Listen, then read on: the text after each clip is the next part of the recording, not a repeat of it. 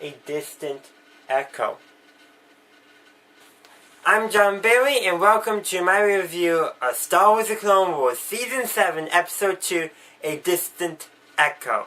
And, I got my Lego action figure back there, kind of in the distance.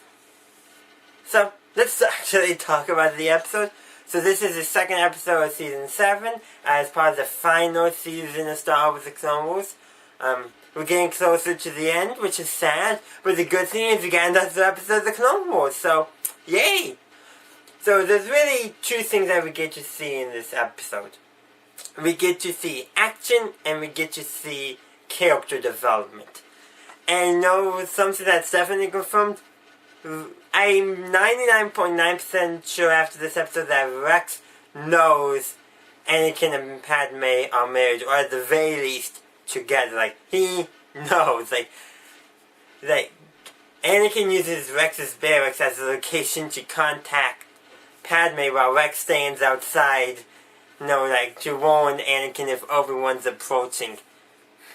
It's like, yeah, something like, at the very least, Rex knows more than Obi-Wan does, or at least in Anakin's mind. Because Obi-Wan makes the comment that, you were talking to Padme, wouldn't you? Oh, actually no, I think he said, I hope you said hello to Padme for me, something along those lines, and I was like, yeah. It's like almost an open secret, like everyone thinks there's something going on, but they're not saying much. But yeah, so, obviously, I think Rex knows more than the average individual in Star Wars, and probably Anakin has told him more than the average other person he's told. Obi-Wan knows something, it's kind of hard not to. And then, of course, who knows about Ahsoka, whether she knows or not. We don't know, and she's not even in this episode. I only brought her up because she's probably, besides Obi-Wan, Rex, and Padme, the closest person to Anakin in this time frame. But let's actually focus on that scene itself between Anakin and Padme.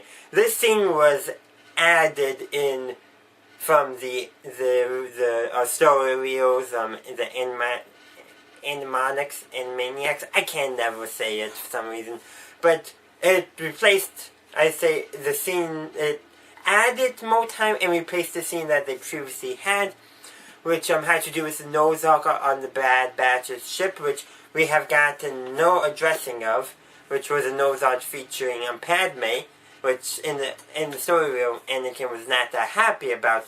But here they've changed it to a conversation between Anakin and Padme, which I think is much more powerful, much more impactful on us, the audience, and also allows to see more development between Anakin and Rex by extension. But focusing mainly on Anakin and Padme's conversation for a moment, we saw this scene in the trailers, and we are like, is Padme already pregnant at this point, which would give us a time frame? I think so, but Anakin doesn't notice, she doesn't bring it up. But that is a possibility based off of seeing the extended version of the scene. I don't know, but we get that nice, when they essentially try to hold hands through a hologram, very touching. And also, they talk a little bit about Anakin and Rex's relationship, that they're more than just general and captain, that they are friends, and that, and then Padme says this to Anakin, that you need to be there by Rex's side in, regardless of what happens, whether that Echo is alive or not, that he needs to be there for Rex. Which I think is a very good message, and hopefully Anakin takes it to heart. And while we really don't see it too much in this episode, we do get a later scene, a conversation between Anakin and Rex with Anakin trying to prep Rex that Echo may not be alive. Of course, this episode is called A Distant Echo, and yeah, Echo is alive, so he's definitely disoriented, as we see at the end of the episode And because besides the Anakin and Padme's scene, which is I think very well done and very important, we got a small scene between Rex and Obi-Wan outside of Rex's barracks, and Rex is, basically guarding the door, and he can, Anakin's just checking my deal, and Obi-Wan is like, you can tell he's not buying it. And you can tell Rex is not the most comfortable at lying in this scene. And then, of course, Anakin comes out and tosses Rex's helmet back and don't break it again. And what was Obi-Wan's response? As I said earlier, was basically to tell Anakin that he hoped Anakin said hi to Padme for him. I thought that was excellent, well done, and Anakin gives like a look at Rex like, did you tell? And I didn't see Rex, I don't remember seeing Rex's response, but I have a feeling, judging by later scenes, that Anakin figured, no, Obi-Wan just guessed. But given all the other interactions that Obi-Wan has seen between Anakin and Padme, I think he could easily suspect it. And also the mission that they are going on, Anakin, Rex, and the Bad Batch, it's clearly that the council does not approve, but Anakin was like, oh good, they approve, and just went off and did it. Kind of hilarious. It really is hilarious how that just occurred. Like, Anakin's like, they didn't even wait to hear the answer, but you could tell Obi-Wan was going to say the council did not approve. But Anakin does it anyhow by assuming the council said yes. And we actually kind of have seen this before. Speaking of, doing what you want, making decisions based off of your emotions. In Anakin and Padme's conversation when they're talking about Rex, Padme does, Anakin expresses his concern that on this mission, Rex is being driven too much by his emotions, that he's not detached enough from it. And Padme's response, I wonder where he learned that from. And then Anakin kind of gets, I think, a small chuckle, like, oh yeah. But that does show something that we've seen previously, but clones do learn stuff from the Jedi they are serving under. Like, the clones do grow as individuals because of the Jedi. Rex is that prime candidate for that. But we get to see smaller moments throughout. The first episode of the Clone Wars, Ambush, really does show that. But we're talking about a Lost Echo, not about the Clone Wars as a whole. So let's get back to the episode. We can talk about, on Scapa Minor, I think is the planet's name, we can talk about the adventures there, but there's not too much to go on until they get to Echo, except for they do interact with the native population. They use tech to translate, and the natives help direct them to where the Techno Union has their, basically, city. And that's pretty much it. And the natives don't want the war to come to them, which is something we've seen again and again. And if I remember the story rules correctly, the war will come to them. And of course we got the mission itself where they rescue Echo, and they do. Rex and Tech go up a turbolift, and they are able to find Echo, who's like, the last thing he remembers is literally going toward that shuttle on when they went to the Citadel in the previous episode.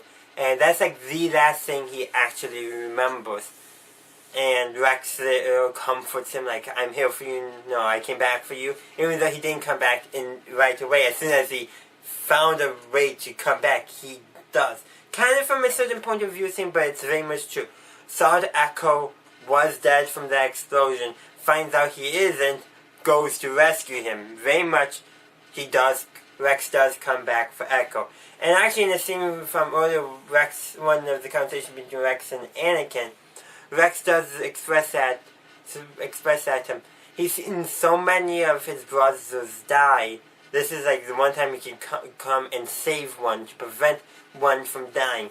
I'm kind of paraphrasing there, but it's very much like the war is dragging on the clones. They are experiencing the same exact motions any soldiers would experience.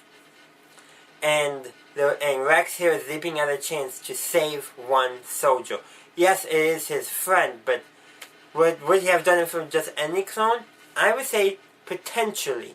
I won't say yes, but I would say there's a high probability, because it's kind of something almost any soldier would do who's been seeing so many of the comrades fall, is that at some point they will just go on a dangerous mission to rescue one of them.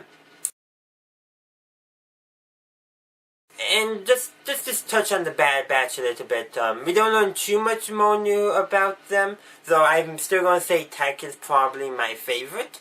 But we learn that Rako does not like heights. And because he claims is, I'm not afraid of heights, I just don't get along well with gravity up high. Which is a great way to say he doesn't want to fall.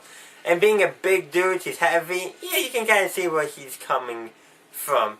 But, so we do get to learn a little bit more about the Bad Batch, but not too much. I have a feeling, well, most of what we learned about them, we learned in the first episode, but I have a feeling we're going to be learning a little, smaller details about them that hopefully will paint a bigger picture. But we do learn that they really don't know who they report to. Because I think it was Rex who asked that question, and they're like, to be honest, we really don't know. And that actually kind of gets at the idea of how special operations sometimes are in these gray areas where, like, the chain of command is not as clear. Or sometimes, like, they do have a superior they report to, but they're not allowed to disclose it due to operational secrecy. I guarantee you that happened a lot, especially with commandos during World War II. But before I end my review, let's focus on the message, the fortune cookie, as Star Wars Explained is calling it, that's at the beginning of every episode of the Clone Wars. For this episode, the search for truth begins with belief. So, I think it does tie in pretty well to the episode. Rex has this belief that Echo might be alive or is alive. So what does he do? He leads a mission. He goes on a mission to find out. And they find out that Echo is alive. I think I'm going to end the episode there, but I would love to hear from you. What did you think of the episode? So do you think Captain Rex knows that Anakin and Padme are married, or just know that they have a very close relationship and Anakin's trying to hide it from Obi-Wan? And how much do you think Obi-Wan actually knows what's going on? I think he knows more than he lets on. I do want to say that much. And also, what do you think is going to happen with Echo? Let me know down below. I would love to hear from you. I do have my own predictions, mostly based off the story rules. But as shown in this episode and the previous episode, they are doing some changing up, adding more scenes. Definitely in this episode, what they've added really did help the episode. And I can't wait to see where they take the Bad Batch story arc next, and the rest of the final season of the Clone Wars. Also, be sure to follow me on social media if you would like. Facebook and Twitter. The links are in the description, as well as all the links for my Discord and my Patreon. Discord is a great place if you want to continue the discussion and talk about even other things, because other things besides just what I cover in the videos. It's really a great place to talk and hold conversations online. And also my Patreon, if you want to support me for $1 a month, please do so. It really does help make these videos better. And just a bunch of other things as well, extra rewards, bloopers, behind the scenes, cut content, just some great stuff is there. Go check it out if you're interested. Also be sure to check out the videos or the playlist on screen now, and subscribe to my channel for future content, and ring that bell to be notified. And as always, have a good day, a good night, wherever you are. May the Force be with you, always.